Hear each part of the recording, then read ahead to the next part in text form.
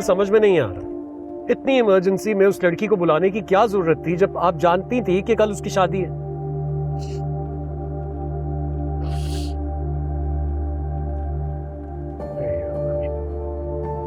अब रो क्यों रही हो?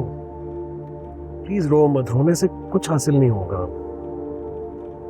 देखो जो होना था सो हो गया। मैं देख कर आया हूँ उस लड़की को हॉस्पिटल में, बहुत बुरी हालत है उस बेचारी की। मुझे तो यकीन ही नहीं आ रहा था कि कल उसकी शादी है और आज वो इस हालत में है यहाँ पर। पता नहीं क्या होगा। मुझसे बहुत बड़ी गलती हो गई है, लेकिन मैंने ये सब कुछ जानबूझ के नहीं किया। मैं इसको क्यों हर्ट करूंगी? वो मेरी कजन है। वो रोड पे खड़ी थी और गाड़ी आई, गाड़ी के साथ उसकी टक्कर हो गई। वो तो अल्लाह का शुक्र है कि हमारे आसपास लोग थे, उन्होंने मेरी मदद की और मैं उसको अपने साथ हॉस्पिटल लेके चली गई। मैं खुद बहुत अपसेट हूँ। मुझे इस बात का एहसास है कि मुझसे क्या हो गया है। मैं जानता हूँ बहन, लेकिन जब उस खानदान से, घर वालों से तुम्हारा कोई ताल्लुक नहीं रहा तो क्या जरूरत थी उस लड़की को बुलाने की? तुम जानती हो मुझे कितनी एम्बैरेसमेंट हुई, तुम्हें उनके बीच में देखकर कितनी तकलीफ हुई है मुझे। वो लड़का बार बार मेरे सामने आके खड़ा हो जाता है। मैं नहीं चाहता कि मेरा उसका आमना सामना, और ना ही तुम्हारा। तुम भूल क्यों नहीं जाती हो उन लोगों को? भूल जाओगे तुम्हारा उन लोगों से कभी कोई रिश्ता था? रियली सॉरी, मैं आइंदा इन सारी बातों का ख्याल रखूंगी, लेकिन इस वक्त मुझे महरीन की बहुत फिक्र हो रही है। क्या हालत होगी उसकी? वो ठीक होगी नहीं? कब रिकवर होगी? मुझे बहुत टेंशन होगी उसकी। कुछ नहीं होगा उसे, इंशाल्लाह वो ठीक हो जाए।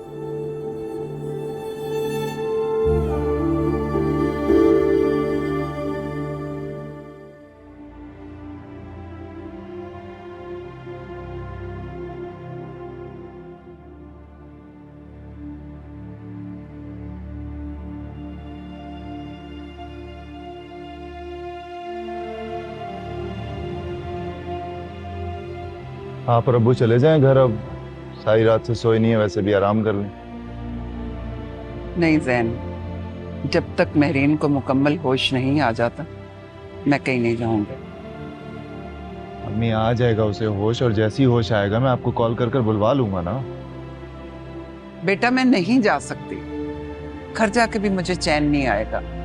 और वैसे भी यहाँ से मैंने थाने जाना है और FIR कटवानी है। खुदा का नाम ले अम्मी, बस कर दें, छोड़ दें ये जिद। आपने उसे धमकी देनी थी, दे दी ना, खत्म हो गई वो बात। नहीं, मेरी जिद पक्की।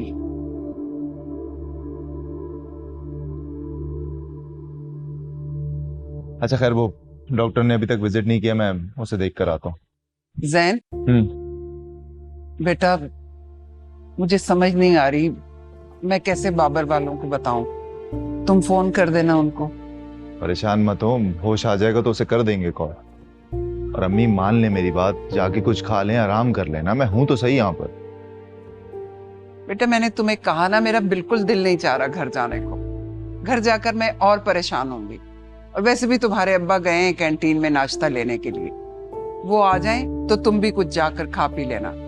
अब पेट तो साथ लगा हुआ है ना, कुछ खाना पीना तो है। अल्लाह करे मेरी महरीन जल्द अज जल्द ठीक हो जाए। मैं तो अब भी यही कहूंगा कि चले जाएं आप लोग घर यार, क्यों यहाँ। बेटा जिद ना करो, मैं यहीं ठीक हूँ, मुझे नहीं जाना घर। अच्छा ठीक है, मैं डॉक्टर को देखता हूँ।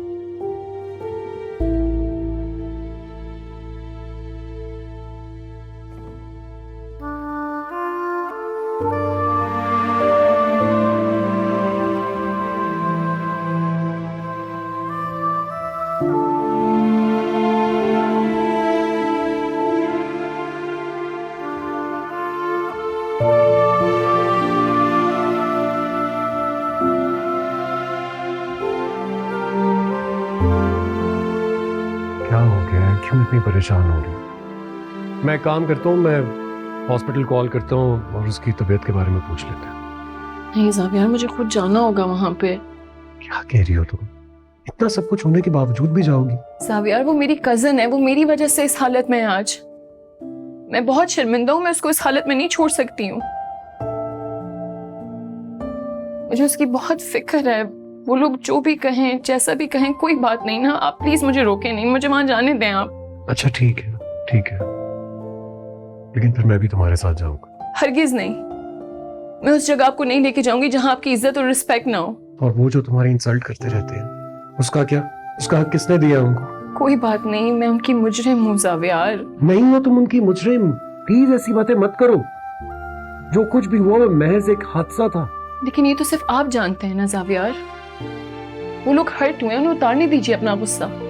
खून के रिश्ते, उनको इस टाइम अकेला नहीं छोड़ सकती हूँ मैं। सुरैया खाला लाख बुरी सही, लेकिन अम्मी की चचाजाद बहन है। बहनों की तरह एक ही घर में रहें, सारा बचपन साथ गुजरा है ज़ावियार। अच्छा ठीक है, कॉलेज से वापसी पे मैं तुम्हें वहां ले जाऊंगा, लेकिन मैं तुम्हारे साथ जाऊंगा। मैं गाड़ी में रहूंगा, नहीं आऊंगा अंदर। लेकिन तुम्हें अकेले वहां भेजने का रिस्क नहीं ले सकता। ओके?